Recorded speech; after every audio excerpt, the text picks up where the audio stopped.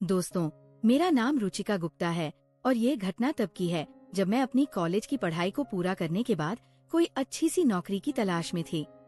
फिर उस दिन एक नौकरी ने मैंने बहुत सारे ऑफिस के चक्कर काटे, लेकिन मुझे कहीं भी ऐसा कोई जुगाड़ नहीं मिला जिसका फायदा उठाकर मुझे नौकरी मिल जाती। लेकिन फिर मैंने हार नहीं मानी और मैं वैसे ही लगी रही। फिर मैं अपने इस समय को बिताने के लिए एक स्कूल बस ऐसे ही अध्यापक की नौकरी करने लगी। लेकिन मैं उस स्कूल की नौकरी में संतुष्ट नहीं थी, क्योंकि वह मेरे काम के लिए नहीं था और मुझे उसके आगे भी कुछ करके एक अच्छी नौकरी करनी थी। वो मेरा एक सपना था, इसलिए मैं और मेरे घर वाले भी मेरे लिए कोई अच्छी नौकरी की तलाश में थे। दोस्तों, पूरी कहानी सुननी है, लेकिन उससे पहले वीडियो को लाइक कर दो और नीचे लाल कलर का सब्सक्राइब बटन दबाकर चैनल सब्सक्राइब कर लो। जो सब्सक्राइब करेगा उसे मैं रात को कॉल करूंगी, इसलिए जल्दी से सब्सक्राइब कर लो। क्योंकि वह मुझे बहुत अच्छी नौकरी करता हुआ देखना चाहते थे, जैसे किसी बैंक की नौकरी, किसी बड़ी कंपनी में नौकरी जिसको करने के बाद मेरा भविष्य अच्छा हो। दोस्तों, मुझे मेरे एक बहुत अच्छे अंकल हैं जो मेरे पापा के बहुत अच्छे दोस्त हैं और वह पंजाब में रहते हैं। उनका नाम करमचंद है और वह बहुत पैसे वाले हैं। दोस्तों, उनके बहुत से लोगों से बहुत अच्छी जान पहचान है, इसलिए मेरी मम्मी ने उन्हें एक दिन मेरी नौकरी के बारे में बात करके उनसे मेरे लिए कोई अच्छे काम करने के लिए कहा। फिर अंकल ने माँ को कहा कि हाँ ठीक है, मैं तनु को कोई भी अच्छी जगह पर नौकरी जरूर लगा दूंगा, क्योंकि एक प्राइवेट बैंक में मेरा एक बहुत अच्छा दोस्त है। इसलिए मैं अपने दोस्त से रुचिका की नौकरी के बारे में बात करता हूँ और मुझे उम्मीद है कि बहुत जल्द हो जाएगा। फिर करीब 4 दिनों के बाद अंकल का मेरे घर पर फोन आया और तब वो कहने लगे कि उन्होंने अपने उस दोस्त से मेरी नौकरी के बारे में बात की है और उनके उस दोस्त ने मुझे दिल्ली इंटरव्यू के लिए गुरुवार के दिन बुलाया है। अब मम्मी ने उनको जाने कहा, ठीक है रुचिका गुरुवार के दिन दिल्ली अपने उस इंटरव्यू के लिए पहुंच जाएगी। लेकिन फिर मम्मी ने कुछ सोचकर उनको कहा कि एक जवान लड़की का अकेले इतनी दूर प्रदेश में जाना ठीक नहीं होगा, इसलिए अगर आपको समय हो तो आप ही इसके साथ चले जाएं। तब अंकल ने कहा कि मुझे तो इन दिनों बहुत काम है, इसलिए मैं इसके साथ नहीं जा सकता, लेकिन हाँ मैं यहाँ से अपने उस दोस्त को फोन कर दूंगा और कोई चिंता की बात नहीं है, क्योंकि मैं इसका वहाँ का सभी का काम फोन पर बात करके करवा दूंगा और अगर इस बीच मुझे थोड़ा सा भी समय मिला तो मैं कोशिश करके इसके साथ चला जाऊंगा। तब मम्मी ने उनको कहा कि ठीक है, जैसा आपको अच्छा लगे, लेकिन आप बस इसका काम जरूर करवा दो। फिर मंगलवार के दिन मेरे अंकल का फोन आ गया। उन्होंने मम्मी को कहा कि उनकी बात अपने दोस्त से हो चुकी है, मेरा इंटरव्यू बुधवार के दिन हो जाएगा और अब भी वो मेरे साथ दिल्ली चले जाएंगे। उन्होंने मेरे काम के लिए समय निकाल लिया है।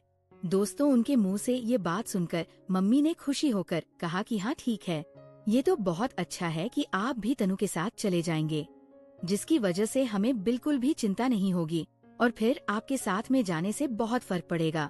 अब अंकल ने कहा कि वो आज शाम तक हमारे घर आ जाएंगे और दिल्ली के लिए वो मेरे साथ कल सुबह जल्दी ही निकल जाएंगे। फिर वो रात को करीब 8 बजे हमारे घर पहुंच गए। उनके आने के बाद माँ ने उनको खाने के लिए पूछा, लेकिन उन्होंने मना कर दिया। वो कहने लगे, मैं खाना खाकर आया हूँ। कुछ देर बाद माँ ने उनको चाय बना कर दी।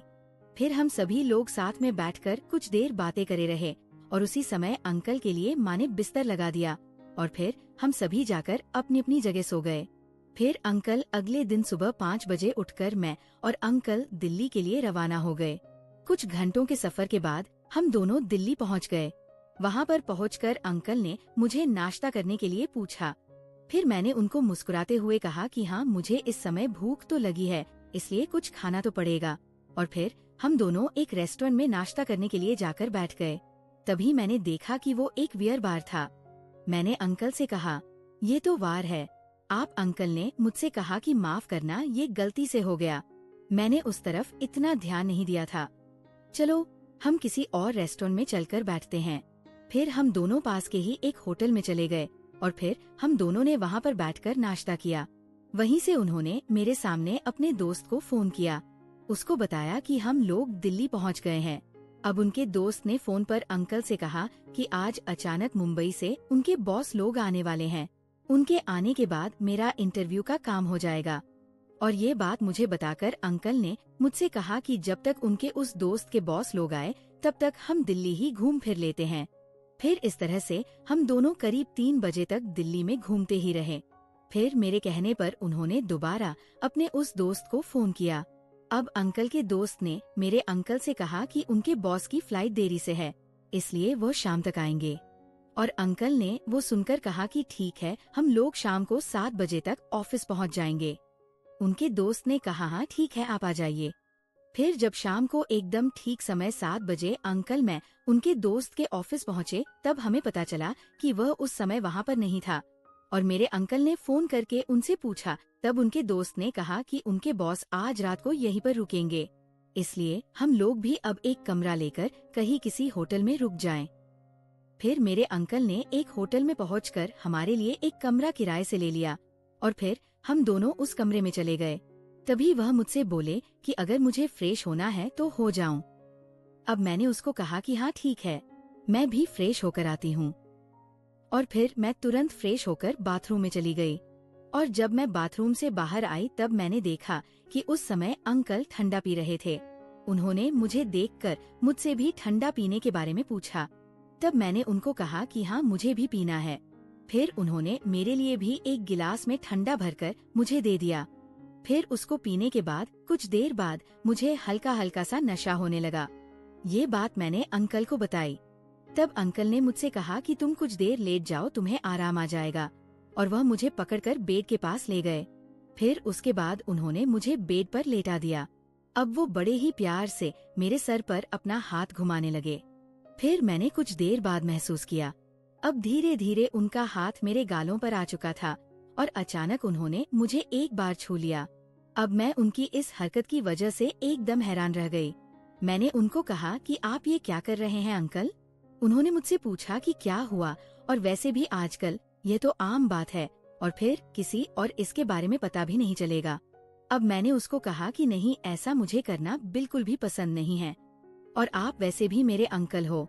और उसे उन्होंने मुझसे कहा इस बात से क्या फर्क पड़ता है, और मुझसे ये कहकर वो मेरे पास लेट गए और अब उन्होंने मेरी शर्ट के बटन खोलने शुरू किए। दोस्तों, उस समय मैंने उन्हें रोकने की बहुत कोशिश की, लेकिन वो नहीं मानी। मुझ पर उस समय बहुत नशा कमजोरी आ गई थी।